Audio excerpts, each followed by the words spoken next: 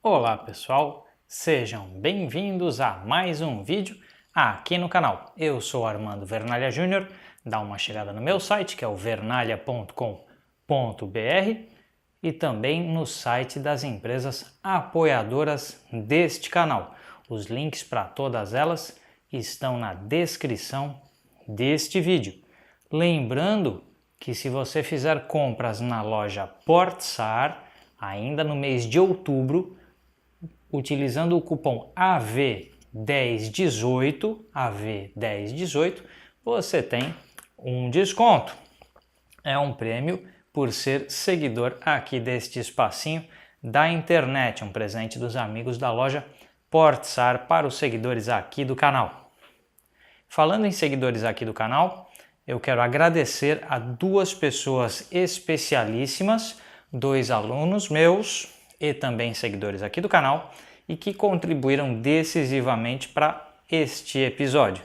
Um deles é o Mauro Capozzi, vou colocar os Instagrams deles aqui, e outra é a Lea Magila, também Instagram aqui para vocês conhecerem os trabalhos deles.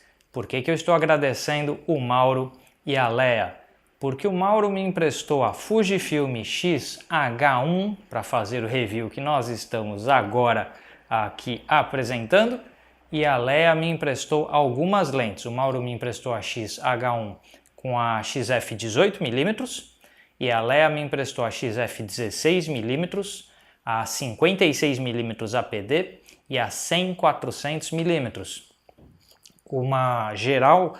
A opinião geral sobre essas lentes estará no próximo vídeo aqui do canal. Hoje a gente vai falar da X-H1. Lembrando que dos apoiadores aqui do canal, a Portsar é a assistência oficial da Fujifilm no Brasil. E eles têm algumas unidades interessantes de câmeras não só novas, mas também seminovas da Fujifilm. Você pode, de repente, dar uma chegada lá no site da Portsar, ver se a Fujifilm te interessa, usa lá o cupom AV1018 e já ganha um descontinho na compra. Vamos lá, vamos falar da X-H1. Eu não estou com ela aqui, tá? Por conta de agenda de trabalho minha, do Mauro e da Lea. Eu já tive que devolver os equipamentos que eu peguei emprestado com eles. Mas eu vou suprir aí com imagens, né? Com imagens para vocês irem vendo aquilo que eu vou falar sobre a câmera. Então, vamos falar um pouquinho da X-H1. É uma mirrorless de 24 megapixels, sensor APS-C, o Fujifilm X-Trans 24 megapixels APS-C, basicamente o mesmo sensor que está dentro da X-T2 e também da X-T20, é basicamente o mesmo sensor nessas câmeras. A X-H1 é capaz de, além de fotografias a 24 megapixels, gravar vídeos 4K DCI a 24 quadros por segundo e 4K UHD a 24 ou 30 quadros por segundo. O 1080p, o Full HD, a até 120 quadros por segundo. Então ela tem algumas opções aí no Full HD e no 4K. É uma câmera com 325 pontos de foco, capaz de fazer 14 fotos por segundo em obturador eletrônico, 8 fotos por segundo em obturador mecânico. O sistema de focalização dela tem sensibilidade até -1 EV. Uma hora eu vou fazer um vídeo só explicando essa questão do EV, do sistema. Tá mais ou menos na moda agora falar do EV desde o lançamento da EOS R da Canon, que destacava no marketing o foco a -6 EV. Inclusive a gente está gravando neste momento com a EOS R e eu vou fazer o review completo dela em duas partes, review completo da EOS R para fotógrafos e review completo da EOS R para cinegrafistas, as duas áreas. Então serão dois vídeos bem completos sobre ela. Eu estou com a câmera já há uma semana, já fiz mais de 2.000 fotos com ela, mais de 1 hora de vídeo. Estamos gravando aqui a Full HD, 30 quadros por segundo, usando o Canon Log. Então, tem todo tipo. Estou gravando com lapela hoje, porque é para ver como está a qualidade do pré-amplificador da gravação de som da EOS R. Então vai ser um review bem completo, tanto para foto quanto para vídeo, falando dos adaptadores e tudo, mas o assunto de hoje não é a EOS R. Mas por conta dela, falar da sensibilidade de focalização em EV, em valor de exposição, é um ponto que veio à tona, porque a EOS R tem o sistema de focalização mais sensível do mercado, a menos 6 EV. O que vocês têm que ter em mente quando a gente fala desse assunto e desses valores é que quanto mais baixo o número, ou seja, quando ele está abaixo de zero, já negativo e indo longe nesse negativo, quanto mais baixo o valor, mais sensível o sistema de focalização é. Quanto mais sensível o sistema de focalização é, melhor trabalha em condições de baixa luz, em condições de pouca luminosidade, em lugares escuros. Então, se eu falo assim, o sistema enxerga a menos 6 EV, porque ele enxerga em algo muito escuro. A menos 3 EV, como por exemplo a A7 III da Sony, enxerga já bem escuro. Menos 1 EV é a sensibilidade da XH1.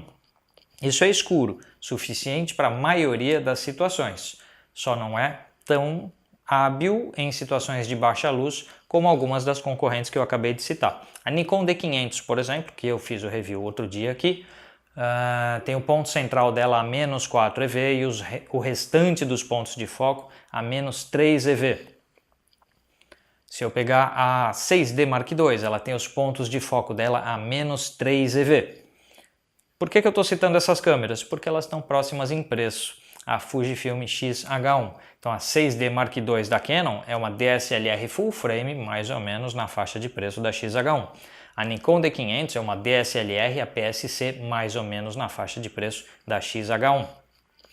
Eu poderia citar ainda mais modelos, de repente a D750 da Nikon, que é uma DSLR full frame, ou a Z6 da Nikon, uma mirrorless full frame da Nikon, apenas um pouco mais caras que a X-H1.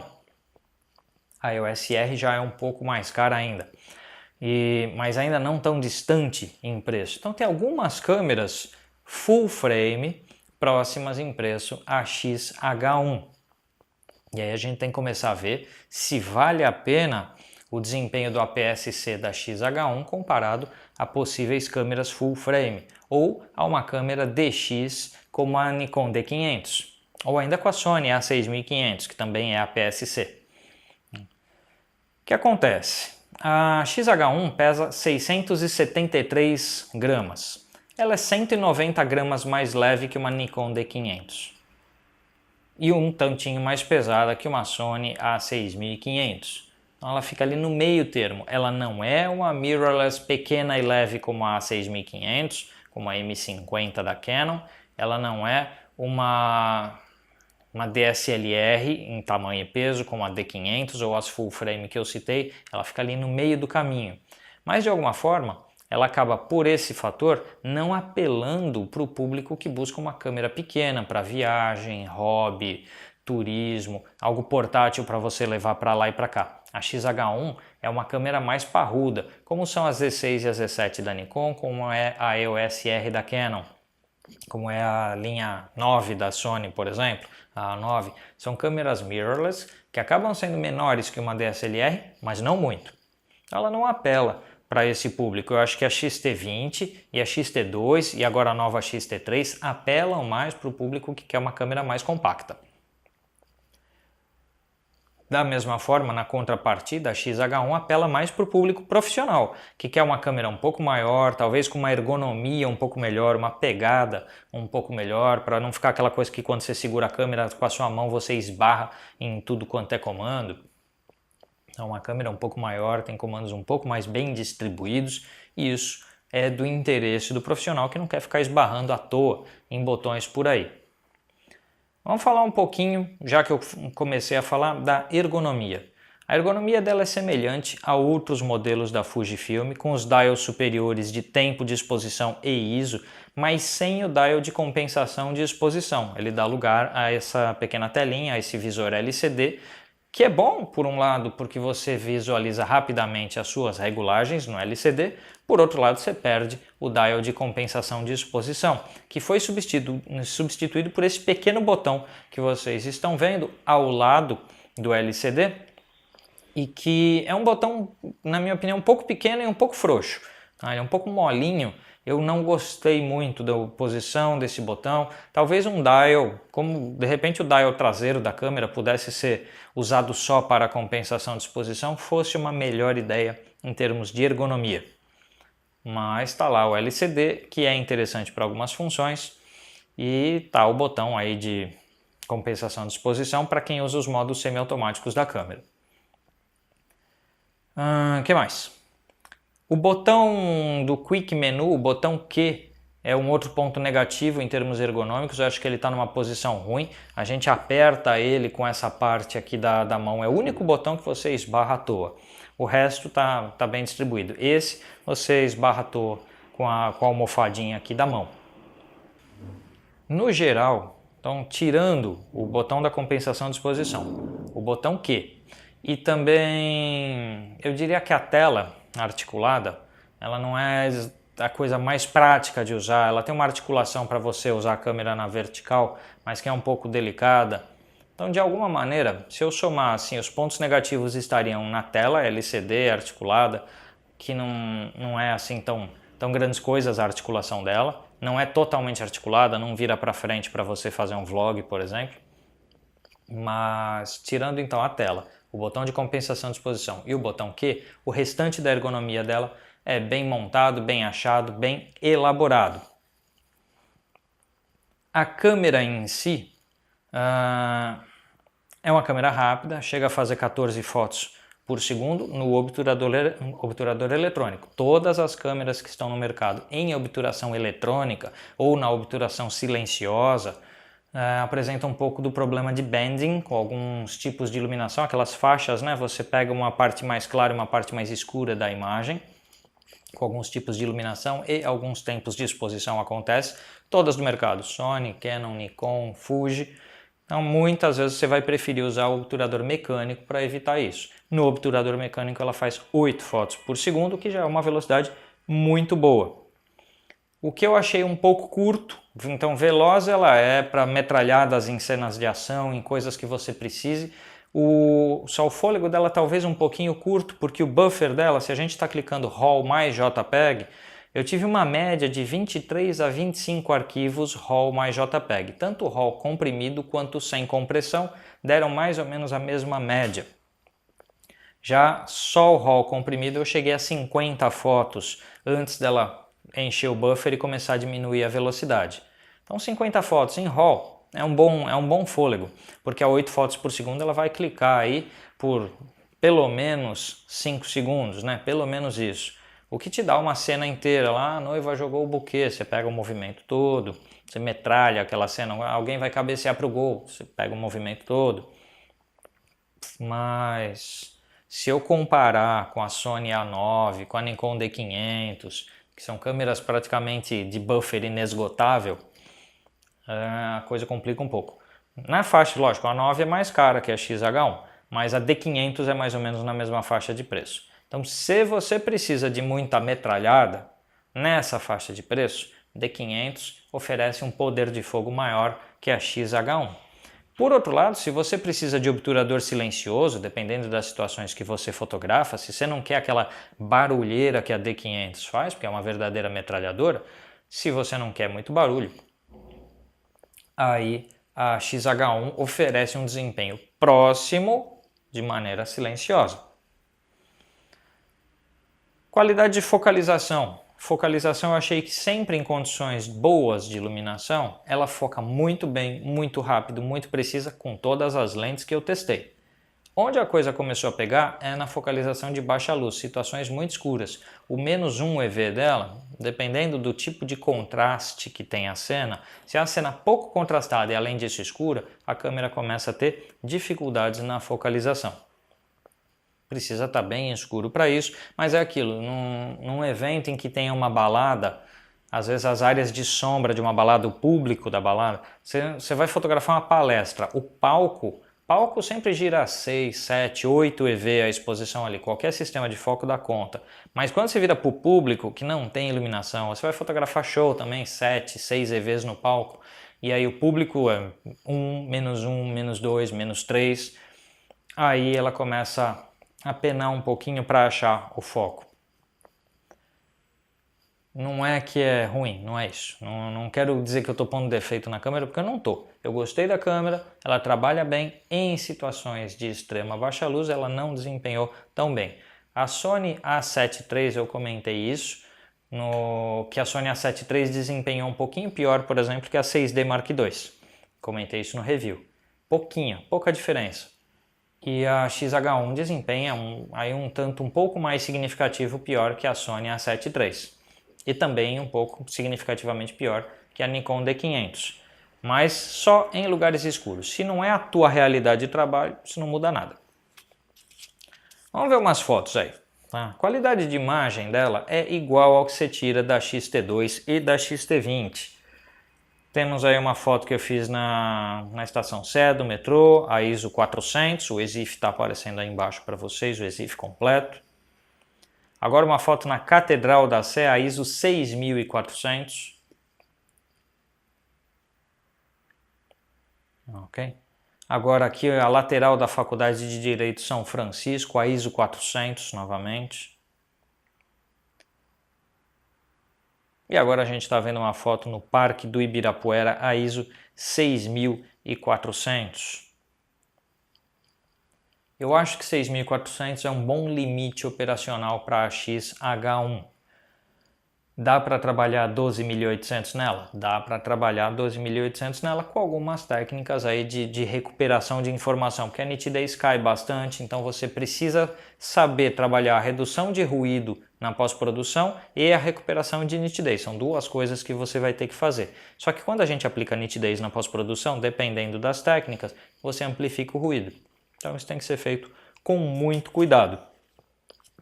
Eu acho que 6.400 para uma câmera DX APS-C tá muito bom. Tá na média das melhores câmeras do mercado. A D500 vai um tiquinho mais longe que isso. Os arquivos da D500 foram um pouquinho melhores, mas a gente tem que lembrar que a D500 tem 20 megapixels e a XH1 tem 24. Então pixels um pouquinho menores, né? Um pouquinho mais densa a quantidade de pixels no sensor. Pode ser que é isso que diminui um pouquinho a sensibilidade da XH1. Testei pouco a área de vídeo, tá? Fiz algumas coisas com ela, fiz alguns testes, testes mais burocráticos de qualidade de imagem, de rolling shutter e tal. O que me pareceu é que ela está dentro do mercado, ela não é nem melhor nem pior do que se oferece por aí. Pessoalmente não é minha preferência a ciência de cores da Fuji em comparação a, por exemplo, a da Canon. E o rolling shutter dela no 4K achei um pouquinho pesado, embora isso raramente é um problema em qualquer produção que eu faça, para ser muito sincero com vocês. Então ele existe. Se vocês olharem reviews na internet, de repente tem alguém falando de rolling shutter da câmera daqui, da câmera dali, sei lá. Para mim não muda praticamente nada isso aí. Quase não tem nenhuma câmera que tenha o global shutter para não ter esse tipo de problema. Então eu achei o vídeo dela ok, conforme outras no mercado. Qualidade de cor, por exemplo, da Nikon é um pouquinho melhor. Gosto um pouco mais da ciência de cores da Nikon e da Canon. Mas isso aí, com pós-produção, você é capaz de ajustar. Deixa eu aproveitar para fazer um comentário. Quem está assistindo o vídeo pode ter visto uma entrada de luz aqui. Estou gravando com luz natural e luz artificial misturadas. Então luz natural é assim, né? Às vezes abre sol atrás das nuvens, dá uma variada. Não vocês não estranhem. Então, gente, de forma geral, o que eu não gostei na XH1? O touchscreen para foco e não para operação de menus. Crítica que eu já fiz da Nikon D500. O LCD não virar para frente, que não te permite ali fazer vlog com a câmera, ou você precisa de um monitor externo. O foco em vídeo dela achei um pouco bruto, ele dá uns soquinhos. Então é bacana, mas funciona, dá para trabalhar com foco automático em vídeo, mas eu preferia, se eu for trabalhar com uma Fuji para fazer vídeo, eu vou fazer foco manual com ela porque vai ser mais suave. Mesma observação que eu fiz para a Nikon D500. Mas o autofoco da Fuji é melhor que o da Nikon, apenas inferior ao da Sony ou da Canon. Então ela fica ali nesse ponto do mercado. Os dois slots de cartão que ela tem, é bom que tenha dois slots, mas dá uma olhada na foto aí. são dois slots bem apertados, bem juntos, então às vezes você vai tirar um cartão ali na correria, você aperta o outro cartão junto, na hora de colocá-los, né? Eu tenho mão pequena, alguém que tiver mão grande, dedo grande, talvez tenha alguma dificuldade ali. E a bateria que dura pouco. Se eu comparar com a Sony A7 III, se eu comparar com o D500 que eu acabei de citar, se eu comparar com a EOS R que a gente está usando para gravar, a bateria da XH1 dura pouco mais aí de umas 400 fotos é o que eu consegui com uma carga de bateria dela.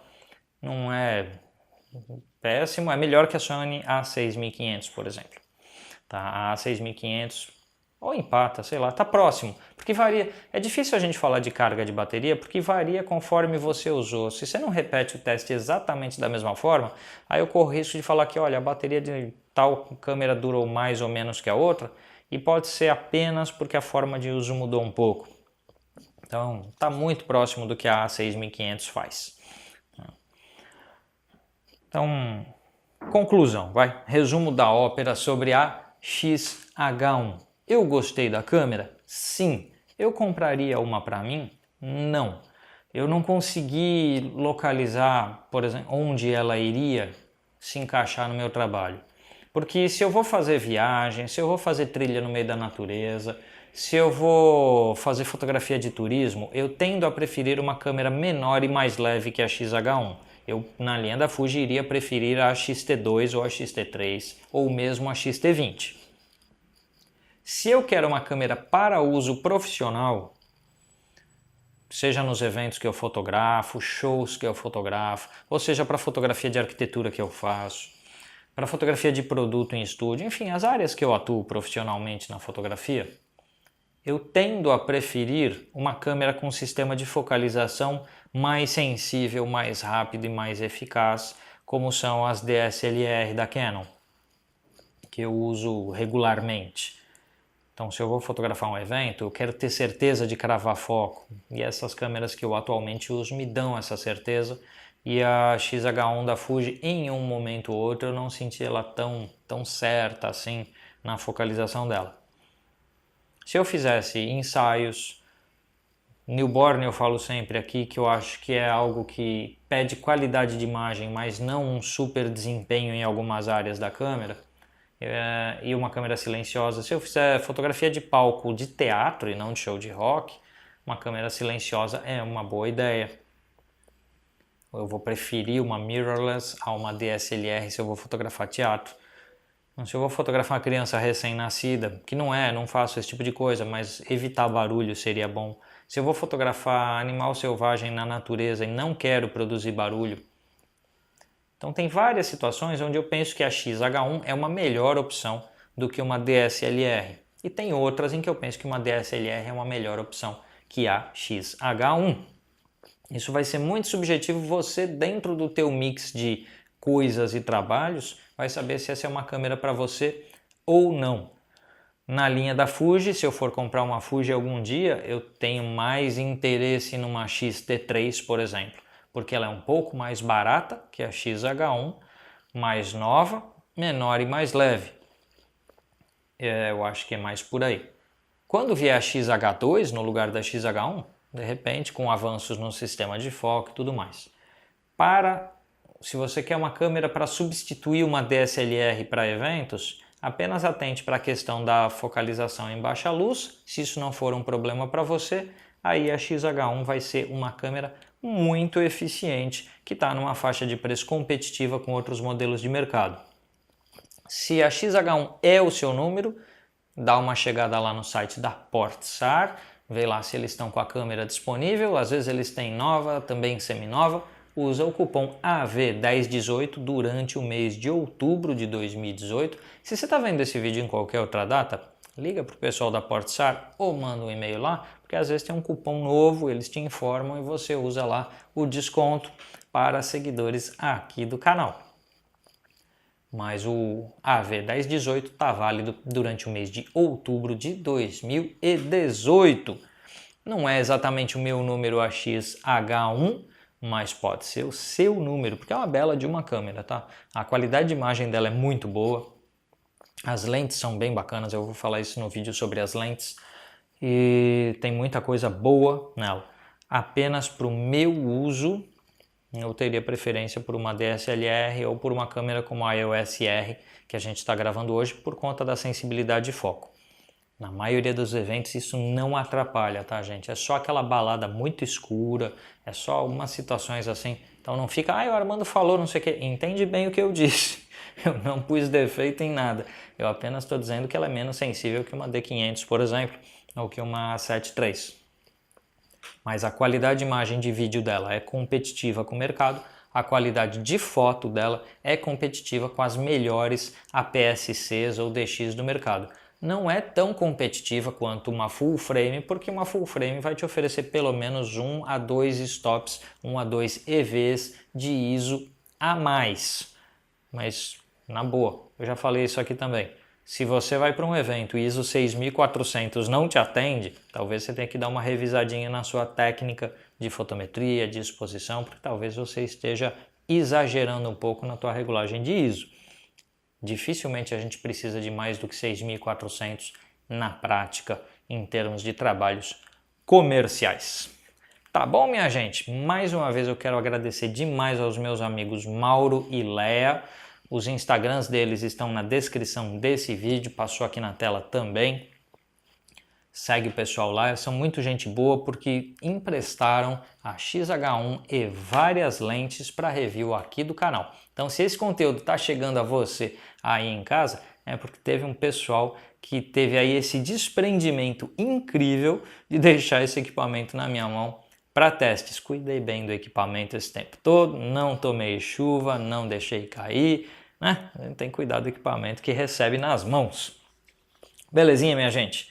Era isso que eu tinha para hoje. Dá aquela chegada também no meu site, que é o vernalha.com.br, para minha agenda de cursos, palestras, eventos e os apoiadores aqui do canal. Os links estão todos na descrição deste vídeo. A gente se vê por aí, pessoal. Até mais!